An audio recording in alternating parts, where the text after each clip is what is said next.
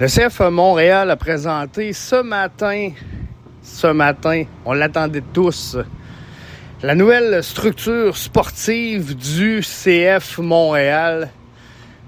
N'en fallait pas moins pour que le feu prenne. Pour que le feu prenne sur les réseaux sociaux. Je comprends pas.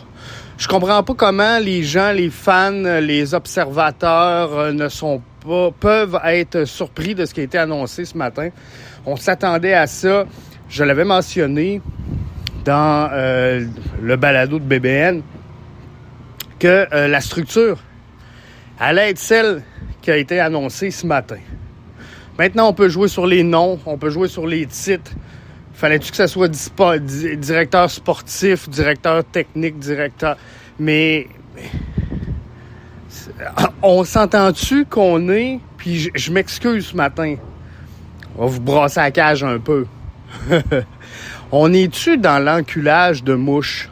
Moi, je suis... j'aime bien ça, regarder ce que je fais avec mes sous. Puis j'ai des actions votantes. Compagnie cotée à la bourse, Nvidia, Apple, j'en ai plusieurs, que ce soit Air Canada, peu importe. Mais je suis impliqué, puisque je suis actionnaire de ces entreprises-là. Et savez-vous quoi? Je me mêle même pas de la structure, alors que j'aurais le droit de le faire. Alors, on est qui? On est qui pour dire que le CF Montréal devrait avoir tel organigramme, puis c'est comme ça que ça marche le soccer. Puis le CF Montréal a eu, / l'Impact, dans les dernières années, des directeurs sportifs. Il y en a eu à toutes les années. Cette année, on fait exception, on change la donne. La réalité, c'est qu'on en a eu dans le passé. C'est quoi le résultat du CF Montréal? Est-ce qu'il y a quelqu'un parmi vous qui peut me dire combien qu'on a remporté de Coupe MLS parce qu'on avait un directeur sportif? Voulez-vous la réponse? Je vais vous la donner, c'est zéro. C'est zéro. Est-ce qu'on peut laisser le CF Montréal opérer? Est-ce qu'on peut laisser le CF Montréal faire ses propres choix administratifs, qu'on commente ce qui se passe sur le terrain, qu'on commente, mais on est qui pour juger de ce que devrait être la structure du CF Montréal? Savez-vous quoi?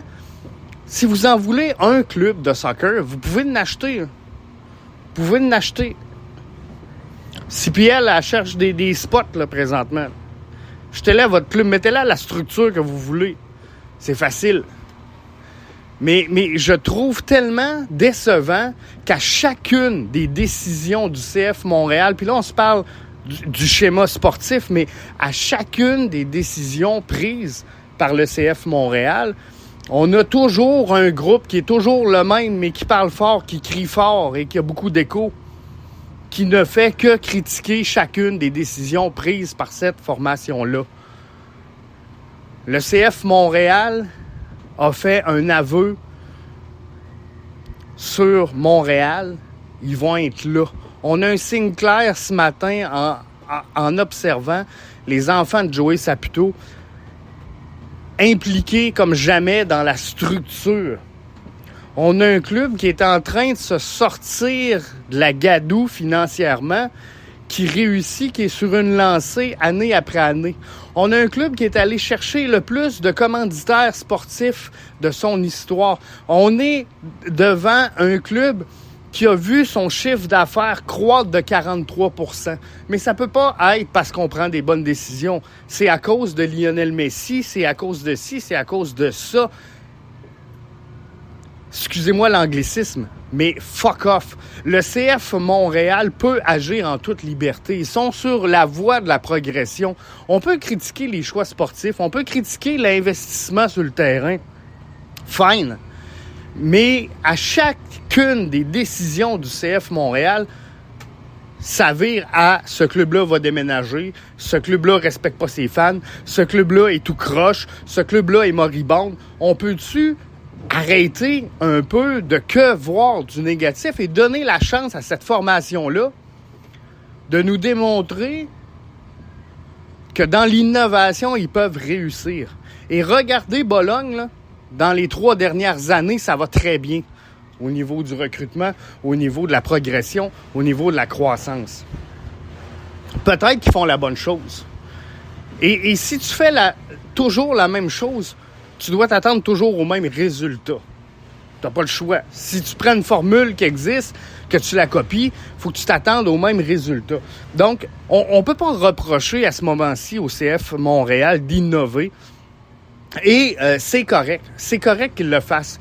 Moi, ce que je veux, c'est qu'après, vous critiquerez. Quand vous aurez les résultats, quand vous aurez ce que ça a donné au final, ben on critiquera.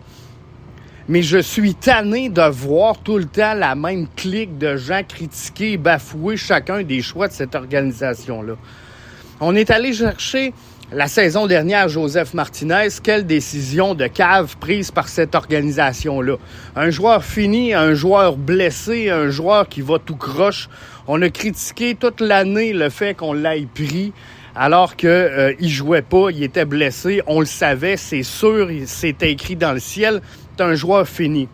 On renouvelle pas son contrat. Quelle équipe de marde, quelle décision de marde. Le seul bon joueur, soit dit en passant, le 28e marqueur de la MLS. C'est loin, là. C'est loin, le 28e. C'était mon pétage de coche aujourd'hui, juste pour vous annoncer que le CF Montréal a annoncé sa nouvelle structure.